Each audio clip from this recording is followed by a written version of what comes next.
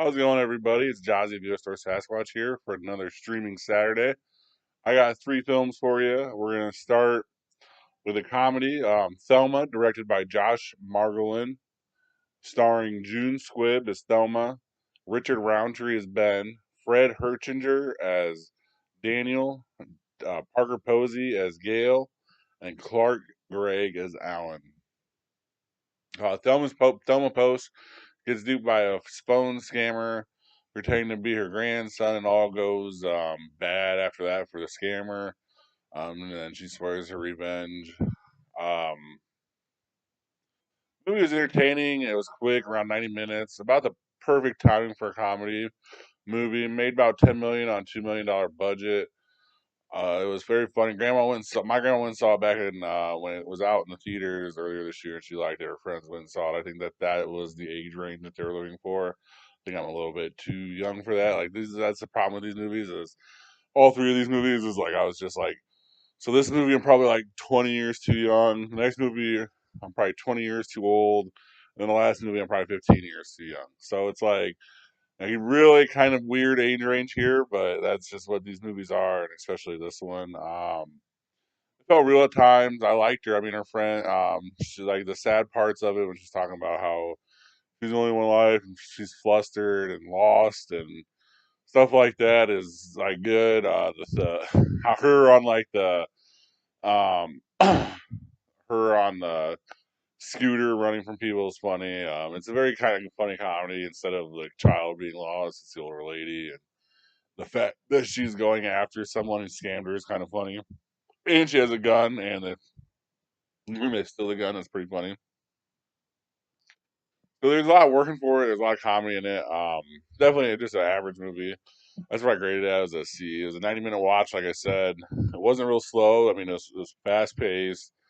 I got to everything I had to get to, and I moved on. There's nothing wrong with the movie at all. Like I said, I mean, even though I was like 20, 30 years, probably too young for this movie, I still liked it. I still thought it was funny. I got the jokes. I got the humor. I got all that kind of stuff. I mean, it was cute to watch a grandma like do that kind of stuff. Like I can imagine my grandma doing it, and it's kind of made you laugh a little bit even more. Like we're not expecting like the next like Citizens Kanes out of these movies, so we get what we get out of these movies. 90 minutes, quick. Yep. So see overall. Um, the second movie I'm talking about here today is I Saw the TV Glow, directed by James Schoenberger. Schoenburn, starring Justice Smith as Owen and Bridget Lundy Payne as Maddie. This is an A24 PG-13 horror movie. I think that I was about 20 years too old for, like I said. It was definitely made for about a teenage audience. Even the backdrop of it with the girls show and like the psychic powers and stuff like this that the two girls had, and they live across town. They don't meet, and then somehow the girl gets sucked into it. It's like a lot of monologue, a lot of like intro or outer perspective, and looking at what your life is, and it's just like it seems like everything's just like a monologue. In the end, where you kind of it's just there's no real payoff for this whole movie, which I didn't really like. It's a PG-13 horror movie, and I think that's another problem with it. I think you're just always gonna have a problem with these PG-13 horror movies. I don't. They. I mean, I can't even think of the last. I was honestly trying to think of the last one that I even thought was okay enough to watch because it's not that you have to be gory, and it's not that you have to be um uh cursing or you have to have nudity.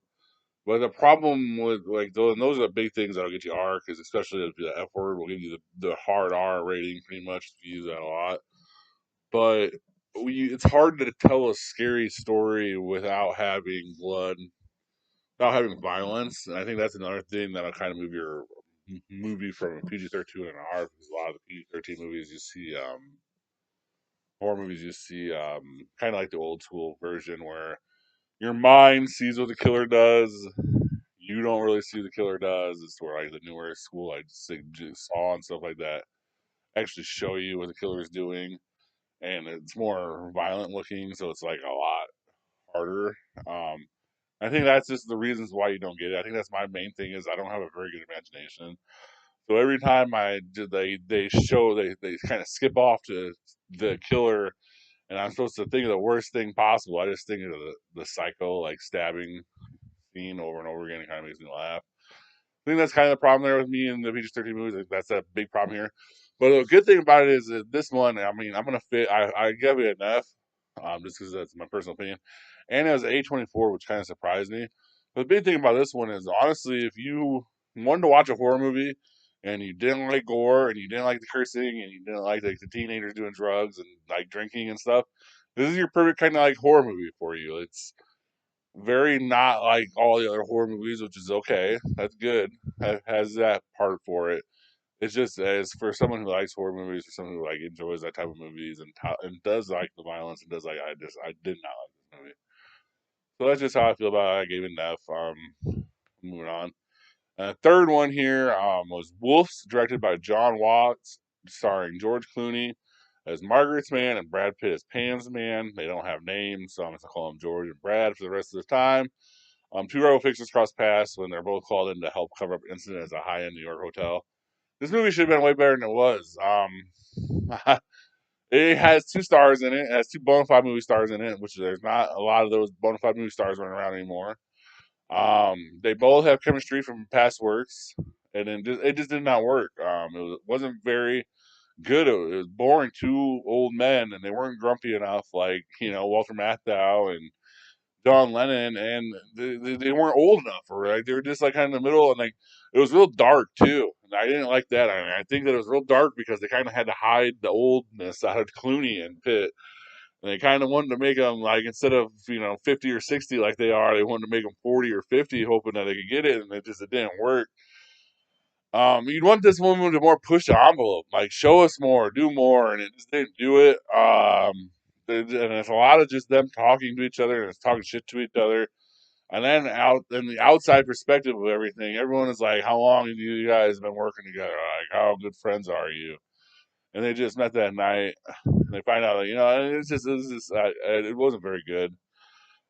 I had to fail it. I mean, you could probably give it a D minus if you want to be nice, but I'm not gonna be nice tonight. I'm gonna fail it. I waited specifically to watch this movie to do this review tonight. So I would normally have my videos done already, and I waited an extra 2 days to watch this one, knowing that we're going into the horror movie season, and there was going to be a lot more horror movies like all next month, and that we weren't going to get to some of these movies that are coming out. And I didn't really have much hope for it, and nothing in this movie changed my mind at all. It was a dud. It was too much reliance on Clooney and Pitt, and I think they're just done for as far as acting. I think maybe you'll get one more good movie with Pitt with the F1, but again, I don't know how many F1 drivers are 50 years old, so I don't know how well that movie will be received, especially with like the fans, which is the people that you're gonna actually need to see this movie to like buy the movie. And it's an Apple Plus movie, so name a good Apple Plus movie. There just hasn't been one yet. I mean, earlier in the year with Matt Damon and Casey Affleck, the Informants or whatever, that one was a D for sure. So that one's their best quality movie, and that is what they get. And their TV shows are better. They do have some good TV shows, but they have 2 or 3 good TV shows out a lot. And, I mean, it's good. They're new. They'll get it going. They'll figure it out. Apple figured it out. Apple won't want this to keep going. They'll figure it out.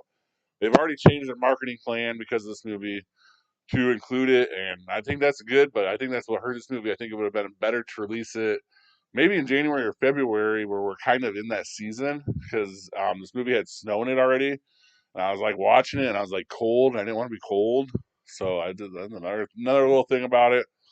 So that's what it is. I don't recommend the last 2 movies. I mean, I would go see Thelma if you guys can. Um, Let me know how excited you are about the Halloween season. I'm very excited. Please like and subscribe. Have a good rest of your day or night. And thank you very much for watching, guys. Thank you for watching. Please like and subscribe. Comment your top movie picks for Throwback Thursday in the comments section. And see you next time in the cave.